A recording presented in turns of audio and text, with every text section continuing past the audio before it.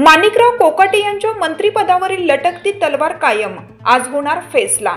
शिक्षेला स्थगितीसाठी आज जिल्हा न्यायालयातील सुनावणीकडे सगळ्यांचे लक्ष. कृषी मंत्री माणिकराव कोकाटे यांना बनावट कागदपत्र आणि फसवणूक प्रकरणी शिक्षा झाली आहे. न्यायालयाने 2 वर्षाची शिक्षा ठोठावली. त्यामुळे त्यांच्या मंत्रिपद आणि विधिमंडळ सदस्यत्व अडचणीत आलं आहे. बनावट कागदपत्रे सादर करून मुख्यमंत्री कोट्यातील सदनिका कृषी मंत्री माणिकराव कोकाटे यांनी घेतली होती. 1995 मधील या प्रकरणावर नुकतीच सुनावणी झाली. त्यात कृषी मंत्री कोकाटे यांना 2 वर्षाची शिक्षा ठोठावण्यात आली आहे. लोकप्रतिनिधींना 2 वर्ष अथवा अधिक शिक्षा झाल्यास त्यांचे सदस्यत्व रद्द होतं. याबाबतच्या लोकप्रतिनिधी कायद्यातील तरतुदीनुसार कोकाटे यांना शिक्षेवरील स्थगिती मिळणं अपेक्षित आहे.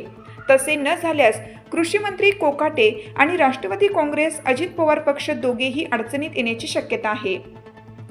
या संदर्भात सोमवारी कृषी मंत्री कोकाटे यांनी वरिष्ठ न्यायालयात दाद मागितली आहे. त्यात त्यांना अपिलाची प्रक्रिया पूर्ण होईपर्यंत जामीन मंजूर करण्यात आला आहे. मात्र लोकप्रतिनिधित्व कायद्यानुसार त्यांचे सदस्यत्व रद्द होऊ नये यासाठी शिक्षेला स्थगिती अपेक्षित आहे. त्यावर न्यायालयाने आज सुनावणी करणार असल्याचे स्पष्ट केले. न्यायालयाने सोमवारी शिक्षेच्या अंमलबजावणीला स्थगिती दिली आहे. मात्र मूळ शिक्षेला स्थगिती मिळाली नाही. या संदर्भात आज सरकारी वकिलांची भूमिका महत्त्वाची ठरणार आहे. त्यामुळे कृषी मंत्री कोकाटे यांच्या पदावरील तलवार लटकतीच आहे. त्याचा फैसला आज दुपारी होणार आहे. न्यायालय याबाबत काय निर्णय देते याची सगळ्यांनाच उत्सुकता आहे. दरम्यान या संदर्भात मूळ तक्रारदार आणि माजी राज्यमंत्री कैलासवासी तुकाराम दिघोळे यांच्या कन्या अंजली राठोड यांनी कृषी मंत्री कोकाटे यांच्या शिक्षेला स्थगिती देऊ नये असा अर्ज दिला होता. मात्र न्यायालयाने तो अर्ज फेटाळला.